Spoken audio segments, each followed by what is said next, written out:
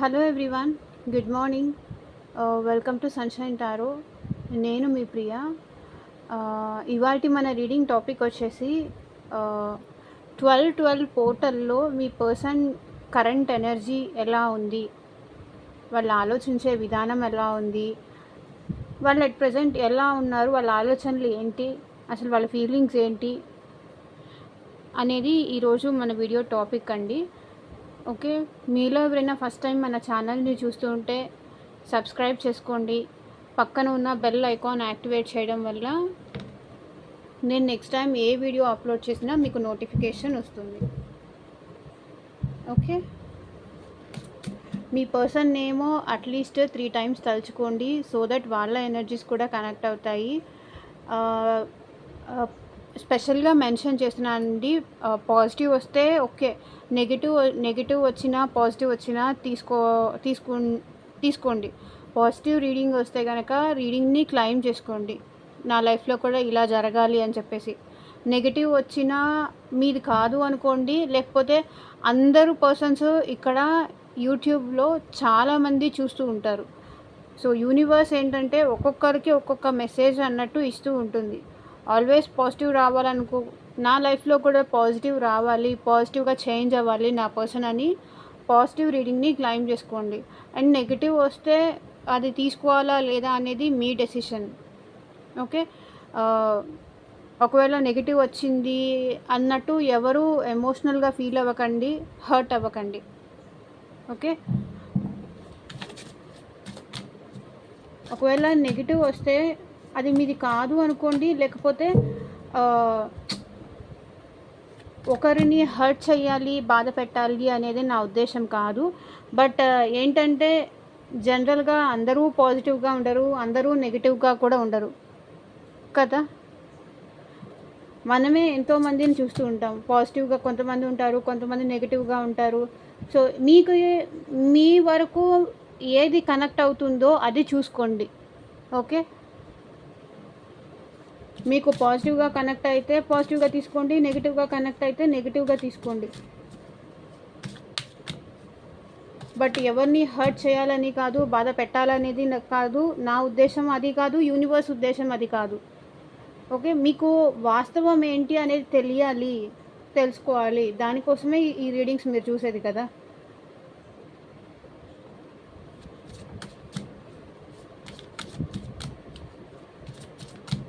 అంతా బాగుండి వాళ్ళ లైఫ్లో అంతా బాగుండి కూడా ఈ రీడింగ్ చూస్తూ ఎవరు వాళ్ళ లైఫ్ మాత్రం డిస్టర్బ్ చేసుకోకండి. ఇది నా సిన్సియర్ రిక్వెస్ట్. ఏమైనా ప్రాబ్లమ్స్లో ఉన్నారా, గొడవలు ఉన్నారా, లేకపోతే సెపరేషన్లో ఉన్నారా, అలాంటి వాళ్ళు చూడండి. సో చూద్దాము ఇవాళ మీ పర్సన్ కరెంట్ ఎనర్జీ ఎలా ఉంది అని. పాజిటివ్గా ఉందా, నెగిటివ్గా ఉందా, ఏంటి సిచ్యువేషన్ అనేది. అండ్ ఈ వీడియో ఎండ్ వరకు డెఫినెట్గా చూడండి, మీకు ఒక ఆన్సర్ వస్తుంది. మధ్య మధ్యలో చూసేసి వెళ్ళిపోయి స్కిప్ చేసేసుకుంటూ చూస్తే తర్వాత కరెక్ట్గా రాలేదు అన్నా కూడా కరెక్ట్గా మీరు చూడలేదు అనుకోండి.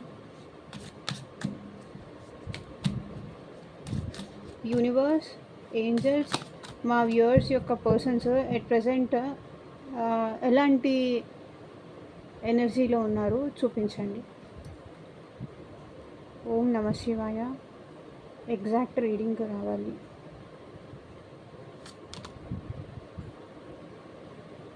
Unappreciated. Okay, I felt like you didn't care. అంటే ఇక్కడ మీ పర్సన్ ఏమంటున్నారంటే మీరు తనని అప్రిషియేట్ చేయట్లేదు, పొగడట్లేదు, మీకేం పట్టనట్టుగా మీరు దూరంగా ఉంటున్నారు, తను అసలు పట్టించుకోవట్లేదు అనేది ఇక్కడ మీ పర్సన్ ఫీలింగ్. ఓకే, అన్అప్రిషియేటెడ్, మీరు వాళ్ళని అప్రిషియేట్ చేయట్లేదని, ప్రైజ్ చేయట్లేదు.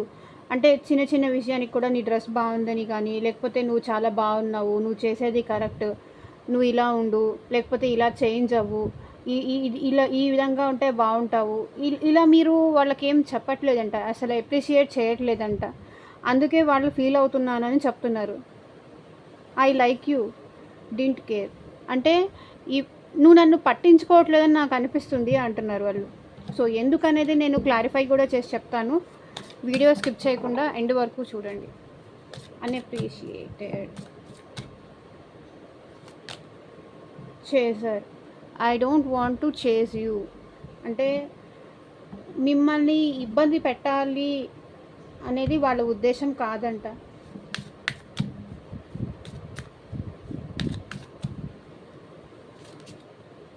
Regret, I wish this never happened, me person ఇలా జరిగి ఉండకపోతే బాగుండు అని రిగ్రెట్ ఫీల్ అవుతున్నారు. I wish this never happened, ఇలా నేను చేసి ఉండకుండా ఉంటే బాగుండేది, నేనే తప్పు చేశాను అని రిగ్రెట్ ఫీల్ అవుతున్నారు.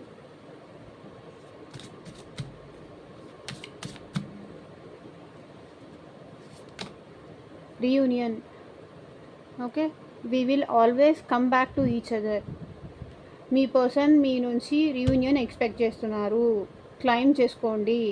ఓకే, మనం మళ్ళీ ఎప్పటికైనా కలుస్తాము.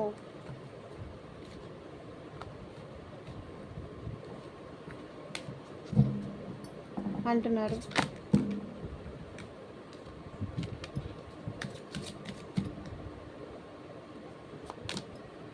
Commitment, I want to be a part of my future, మీకు రీయూనియన్ చేయాలి అనుకుంటున్నారు, మీకు ఒక కమిట్మెంట్ ఇవ్వాలి అనుకుంటున్నారు మీ పర్సన్.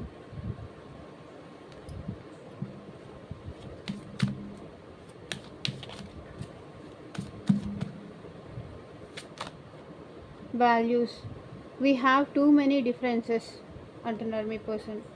మన ఇద్దరికి చాలా డిఫరెన్సెస్ ఉంది, అంటే మనీలో కావచ్చు, స్టడీస్లో కావచ్చు, లేకపోతే కెరియర్లో కావచ్చు, లేకపోతే ఇప్పుడు ఒకరికొకరు చాలా డిఫరెన్సెస్ ఉంది మనకి అని మీ పర్సన్ అంటున్నారు. Habits, I don't no if we will ever change, నాకు అర్థం కావట్లేదు మన ఇద్దరి మధ్య ఉన్న ఈ తేడా, ఈ అలవాట్లు చేంజ్ అవుతాయా అని అనిపిస్తుంది అంటున్నారు మీ person. Overwhelmed, the stress from this is draining me, అంటే ఈ బాధ మీ పర్సన్ని లో ఎనర్జీలో తీసుకెళ్తుందంట. Okay, reflection, being away from you has allowed me to gain clarity, మీ నుంచి దూరంగా ఉన్నప్పుడే మీ పర్సన్కి అర్థమైందంట మీ వాల్యూ ఏంటి అనేది.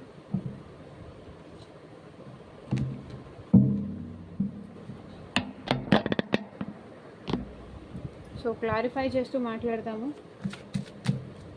సో యూనివర్స్, వీళ్ళు ఎందుకు అప్రిషియేషన్ చేయట్లేదు అని చెప్పేసి వాళ్ళ పర్సన్ ఫీల్ అవుతున్నారు, క్లారిటీ ఇవ్వండి.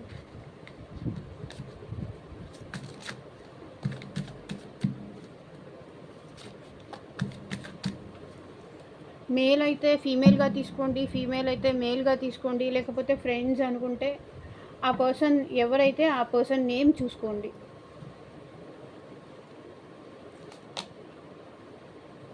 సో ఇక్కడ ఏంటంటే మీ పర్సన్ మీరు అప్రిషియేట్ చేయట్లేదు ఆ పర్సన్ని, అందుకే వాళ్ళు ధైర్యం చేసి మళ్ళీ మీతో రీయూనియన్ చేయడానికి భయపడుతున్నారు, బట్ వాళ్ళు కూడా మిమ్మల్ని మిస్ అవుతున్నారు. ఓకే, బట్ ఇప్పుడు మీ రిలేషన్లో బ్యాలెన్స్ తీసుకురావాలి, పేషెన్స్గా ఉండాలి, బ్యాలెన్స్ తీసుకురావాలని కోరుకుంటున్నారు.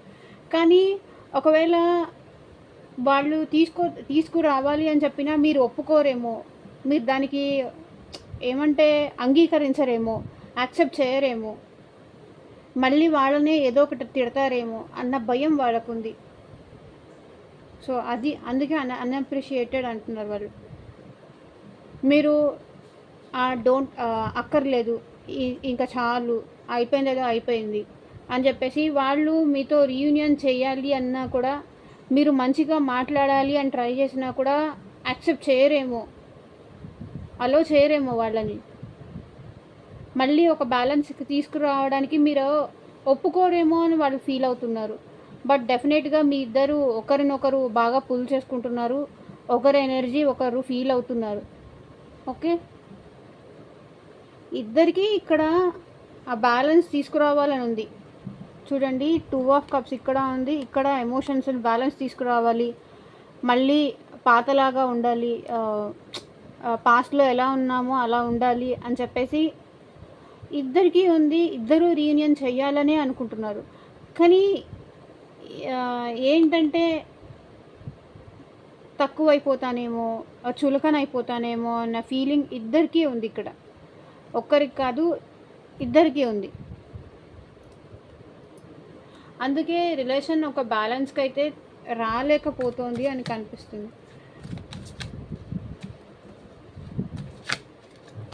ఇక్కడ చేజర్ అని ఎందుకు వచ్చింది యూనివర్స్, క్లారిటీ ఇవ్వండి. 8 of pentacles, 10 of pentacles. So ఈ పర్సన్ ఏంటంటే మోస్ట్లీ బిజీగా ఉండడానికి ట్రై చేస్తున్నారు. అంటే మీరు గుర్తొచ్చినప్పుడల్లా డైవర్ట్ అవ్వడానికి, బిజీగా ఉండడానికి ట్రై చేస్తున్నారు. చూడండి, మీతో మాట్లాడాలని అనిపిస్తుంది, కానీ ఒకవేళ మాట్లాడాలి అంటే ఫ్యామిలీస్ ఒప్పుకుంటాయా అన్న భయం కూడా ఉంది. ఇప్పుడు ఫ్యామిలీకి ఇంపార్టెన్స్ ఇచ్చే పర్సన్ అండి, కాబట్టి మేబీ మీతో మాట్లాడకుండా దూరంగా ఉంటున్నారు. ఓకే, వాళ్ళ ఫ్యామిలీకి కానీ, వాళ్ళ సొసైటీకి కానీ, వాళ్ళకి ఇచ్చిన మాట కోసం కానీ మిమ్మల్ని చేయకుండా దూరంగా ఉంటున్నారు. బట్ వాళ్ళైతే మాత్రం మిమ్మల్ని ఎప్పుడు తలుచుకుంటూనే ఉన్నారు, గుర్తు తెచ్చుకుంటూనే ఉన్నారు. ఓకే, బట్ ఏంటంటే దూరంగా ఉండాలని డిసైడ్ అయ్యారు. ఎందుకంటే ఫ్యామిలీకి మేబీ వీళ్ళ మాట ఇచ్చి ఉండొచ్చు, దూరంగా ఉంటాను, ఇంకా తనతో మాట్లాడనని కానీ, వాళ్ళని దగ్గరకు రానియనని కానీ. సో ఇలా అందుకే మాట్లాడాలని ఉన్నా కూడా మాట్లాడలేకపోతున్నారు వీళ్ళు. రిగ్రెట్. వీళ్ళు ఎందుకు రిగ్రెట్గా ఫీల్ అవుతున్నారు, క్లారిటీ ఇవ్వండి యూనివర్స్.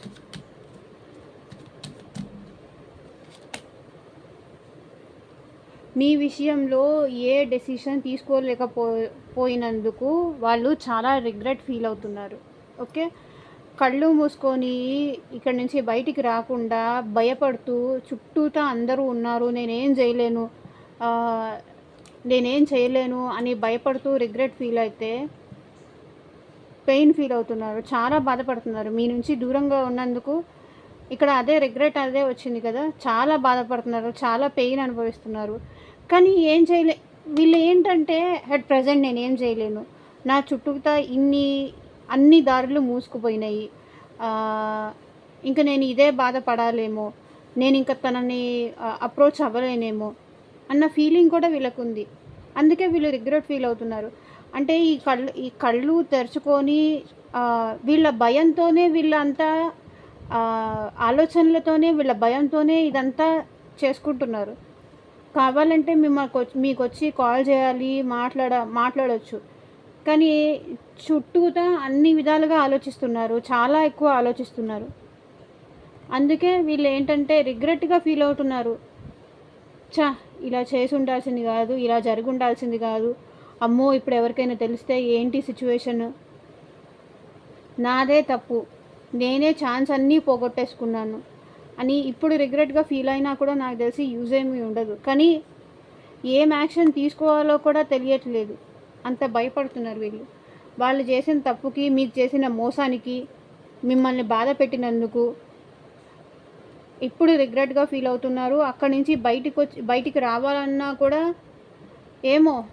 ఏమవుతుందో అన్న భయం వీళ్ళకుంది. Reunion, we will always come back to each other అని ఎందుకు అంటున్నారు, క్లారిటీ ఇవ్వండి యూనివర్స్.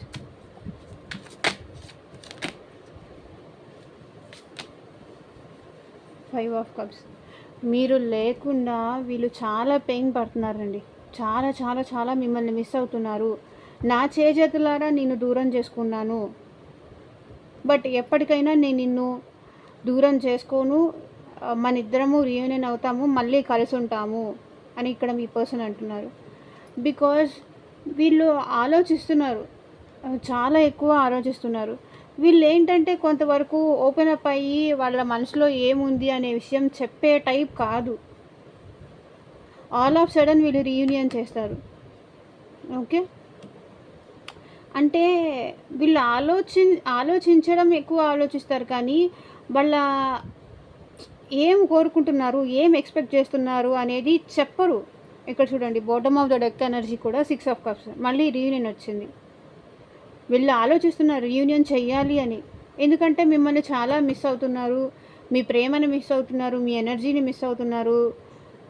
అంటే తన లైఫ్‌లో హ్యాపీనెస్ అంతా కోల్పోయాను. ఎమోషనల్ లాస్‌లో ఉన్నాను అన్నట్టు ఫీల్ అవుతున్నారు ఇక్కడ మీ పర్సన్.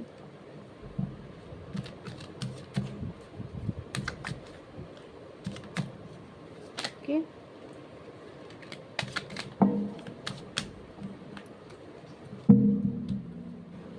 ఇక్కడ కమిట్మెంట్.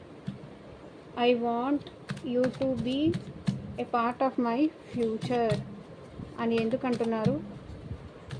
క్లారిటీ ఇవ్వండి యూనివర్స్.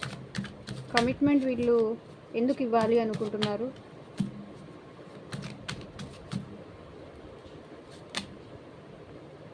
బికాస్ మన రిలేషన్ ఎండ్ అయిపోయింది అనుకుంటున్నావేమో, చేంజ్ అయ్యి మళ్ళీ న్యూగా బిగిన్ అవుతుంది.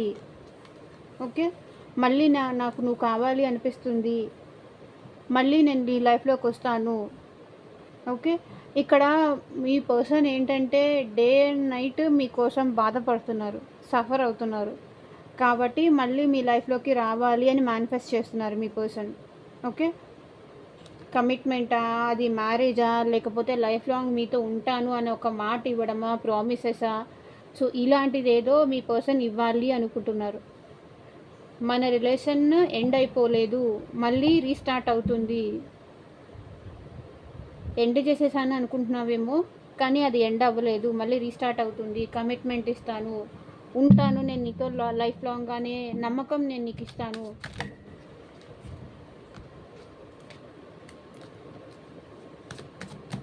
అని మీ పర్సన్ అంటున్నారు. Values, we have too many differences అని మీ పర్సన్ ఎందుకు అంటున్నారు? క్లారిటీ ఇవ్వండి యూనివర్స్.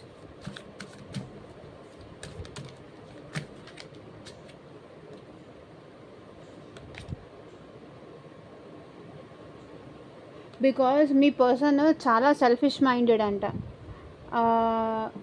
సో తను సెల్ఫిష్నెస్లో మనకి చాలా డిఫరెన్సెస్ ఉన్నాయి.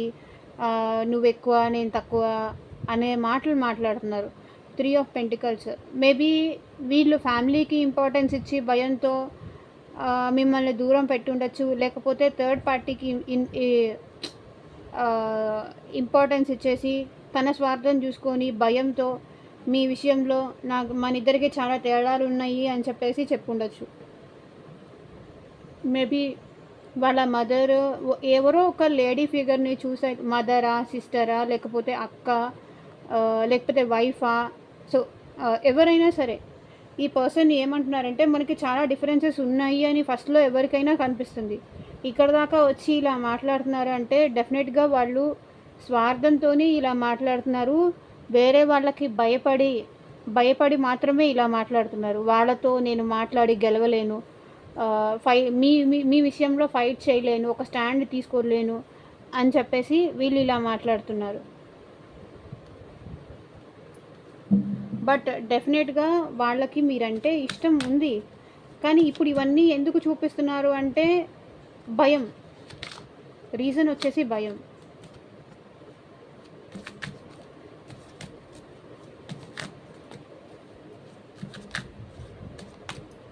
I don't know we will ever change అని ఇక్కడ మా వ్యూవర్స్ పర్సన్స్ ఎందుకు అంటున్నారో క్లారిటీ ఇవ్వండి యూనివర్స్.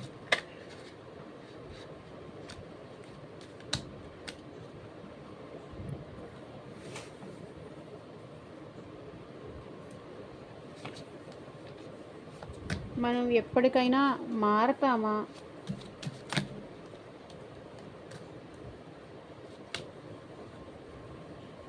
బికాజ్ మీ పర్సన్కి మారాలని ఉంది, మీతో పాజిటివ్గా ఉండాలని ఉంది, మీ ప్రేమ పొందాలి అన్న ఇది ఉంది, ఆ ఇంటెన్షన్ ఉంది.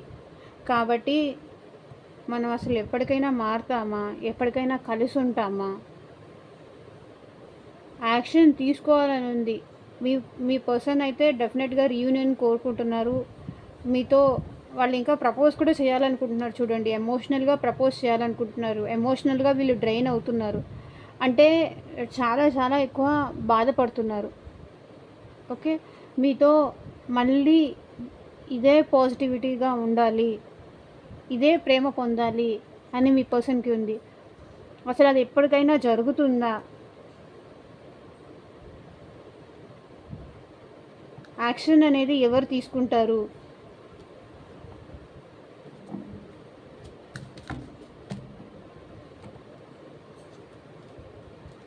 Overwhelmed. The stress from this is draining me.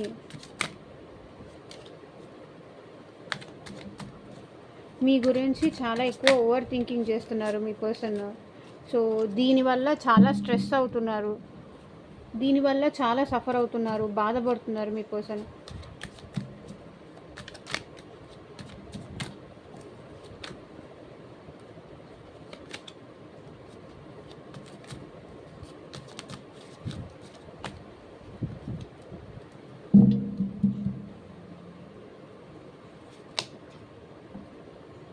So అదే కదా నేను చెప్పింది, ఓవర్వెల్మ్.